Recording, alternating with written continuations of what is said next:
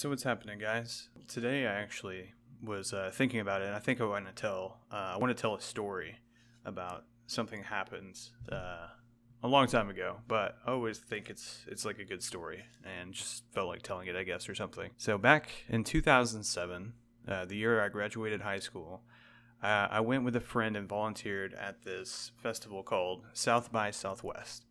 And for people who don't know, South by Southwest is like this huge international music and interactive festival that's in Austin, Texas. It's huge. It's gigantic. People from all over the world come to this fucking thing to hear music and to see technology and indie movies and just all kinds of cool stuff. So anyways, yeah, me and my friend we volunteer for this thing, and we're like, oh, this will be a good idea to spend our spring break. We're both like super broke, and we're just going to use whatever change we have just to like get downtown and get back home. Like, what a great way to spend spring break. Sounds super cool. So we ended up both volunteering for like this really small venue. I actually don't remember the venue name, but it was really tiny, and it was kind of done intentionally because for volunteering at South by Southwest, you got a badge to the event. That meant that both me and my friend were going to be able to go and see all this cool shit and actually use our badges, because at a small venue, you're not going to have to do nearly as much like actual work. Like, it's mostly just going to be like goofing off, which was like perfect because that's what we wanted to do. We wanted to have like a fun time and get like a badge. And we'd also heard that like, since it's at a smaller venue, you've got like the much smaller artists, like people that are not at all famous. So what that really meant was that, from what we had heard anyway, the artists were mostly going to want to carry the instruments themselves. Like, they couldn't afford to easily replace them if some stage guy were to drop it and break this guy's shit. So these guys were going to carry their own shit. They weren't going to need any setup. They weren't going to need any help from the volunteers, essentially. So you'd be given free reign to like go out and just like have a ball. So the first, I guess there's a bunch of weird shit that happened while we were at this thing. One of the first things that happened, and usually most of the story is going to be encounters with different bands that were at the venue. The first band was like this group of two guys, like older, probably in their 50s. One vocalist and one played guitar. I think that was the setup, or maybe the vocalist played guitar and then the other guy just kind of like played drums or something. So there's these two guys, and after they're done finishing their set, me and my friend happen to be at the venue, and there's this girl that was volunteering with us at the same venue as well. We're in the back room, and they go back there, and they're having a few beers and whatnot. And we get to talking to these guys, and they both start hitting on this girl. And she's like around our age at the time, so about 17 years old or so. They start talking about like how beautiful she is, and like how she needs to marry a good man, and that, you know, she should follow them on the road, and all this really weird shit. And she seems to like kind of going along with it, and it's really strange. So I mean, that's not like where the creepiness like stops, you know, like they're already being like just two creepy old dudes like hitting on this young lady. So they start talking about the end of the world and shit. They're talking about how like, oh, don't have any babies because you don't want your grandkids or your kids to experience the end of the world. And it was just like really super fucking strange. It was fucking weird, man. Like, you're talking about the end of the world to this poor girl and how she shouldn't have babies. Like, how did this turn into two creepy dudes just like hitting on a girl? And it just turned into like this like apocalyptic nightmare for this person. Like, what are you trying to do to this person? Maybe it was like part of their argument to try to get this girl to go with her. They kind of like go away. Fortunately, the girl doesn't go with them, at least like as far as I know. I'm pretty sure she didn't go with them. Hopefully not. Hopefully you're doing good out there, wherever you are. But the next band that comes and plays at the venue is called the People's Revolutionary Choir. And they are a band from England, and they were like, it's like a 5-person band, one chick, everyone else is a bunch of dudes. They're like up on stage, partying, having a good old time, just drinking beer. And in the middle of the set, the drummer is like halfway passing out because he's been drinking way too much. And they kind of all laugh it off, to be honest. Like the singer kind of looks back at him and smiles, and the drummer looks up and he's like, oh shit, hey, I'm awake, it's all good, man, don't worry about me. But after their set, they go to the back and they're like, man, we're super hungry. I want to find something to fucking eat. And this is at a hotel, this venue. Like, it's like in some like hotel conference room or something. And, me and my friend are like, oh, we'll go see if we can find you food, just trying to be cool with these band members so that they'll like welcome us into their little group, and maybe we can hang out with them or something like that. So we go into the hotel refrigerators and we find like these 2 big ass pans of tabbouleh. And I'm going to be honest, I don't exactly know what tabbouleh is. That was probably the only time that I had it. But the people that were eating it, and I mean, of course I ate it too, were eating it at the time. We're like, yeah, it's fucking tabbouleh. So we give them the tabbouleh, and they're really like, they're super hyped about it because there was nothing else to eat.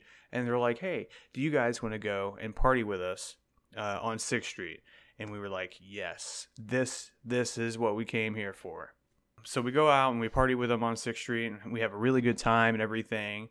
And this kind of comes to where this comes to the point in my life where I had my very first cigarette. So we're out on 6th Street, and we're outside of a bar, and we've all been drinking and everything, having a good old time. And me and the girl of the band are like standing outside of one of these clubs. She's like super hot, like, oh my god. Plus she's got like an English accent. I was all about it. I was like, this is awesome. And so we're both out there, and we're just kind of like having conversation or whatever. And she kind of looks over at me and she goes, do you smoke?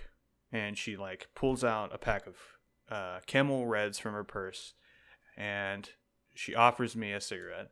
And I didn't want to look like a little bitch. So of course I was like, oh yeah, of course, I'll have a cigarette. So I have a cigarette with her, and whatever. Me and my friend head back to the hotel where we're volunteering, and we kind of part ways with those guys. But we head back to the venue, and we're closing up shop and everything. And we get kind of bored, so we go to another one of the conference rooms. This is in the same hotel that we're volunteering in. And whenever we go up there, it's like singer-songwriter type stuff, all very mellow. And there's like a group of 3 people over in the corner. The girl that's in this group notices that we both have badges on. And she walks over to us, and she offers her services if I'm willing to give her the badge. She straight up asked if she could have my badge if she would give me a blowjob. That happened. That was real. So of course I said no. Yeah, I told her no. Not only that, but I mean, holy shit, like blowjob from some random chick that is offering that for my badge. I mean, it's a good thing I said no, really. Yeah, it's a good thing. At the very end of the festival, when last day we're at the venue, they have all of these sobe drinks that they're trying to get rid of, like cases and cases. And, me and my friend, being the broke bitches that we were like, dude, we'll take them all. But like 8 cases of those glass bottles of fruit drinks. Or it might have been Fuse, actually. I think it was Fuse now that I think about it. So we volunteered to take that, but the only problem is that we are fucking parked so far away. How are we going to transport all of this stuff to the car? Because there's no way to get the car to where we are. So being the geniuses that we were, we just decided, oh, we'll just carry this shit. And we did. We fucking carried that shit, I think it was something like 2 miles. We carried that shit for 2 miles. And this shit was heavy. But we carried it for 2 miles and got it to the car with multiple breaks in between. I'm pretty sure we gave some of those fuses away to like a few homeless people, maybe even some people that weren't homeless, just to like lighten the load as we got further into our adventure. So the interactive festival starts up, and we don't have badges for that. However, my friend is like super, he's really good at convincing people of bullshit. He's just really good at it. He's got a talent for it. He gets the bright idea to just like make fake interactive badges in Photoshop, get them printed at someplace like Kinko's, laminate that shit, make it look super official, and then head up there and give it our best shot. So sure enough, that's what we do. We make those fake badges, we go up there, we get into the interactive festival, we get past security with no problem, and all of a sudden, now we're volunteers at the interactive festival. We walk up to the closest booth, which was like the Dell booth, and they're setting up these really cool gaming computers and whatnot. And holy fuck, man, they just let us help them and everything. After a while, like a few days of helping them out, or maybe it was just one day, I don't really remember quite well in terms of like how long this went on for. But we eventually kind of like let them know, like, hey, we're not really volunteers for this, but we both knew how to set up computers, and we legitimately did help them out, and they were really fucking cool. They were like, dude, we really appreciate you helping us out. Here's a free copy of this game that's coming out soon, and we're going to send you like a care package to each of your homes that has like a backpack and a whole bunch of other cool shit.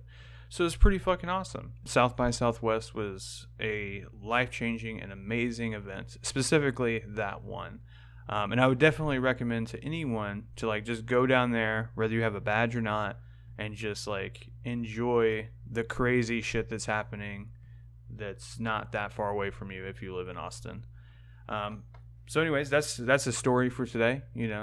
I wanted to share it with everyone, and I'll talk to you next time.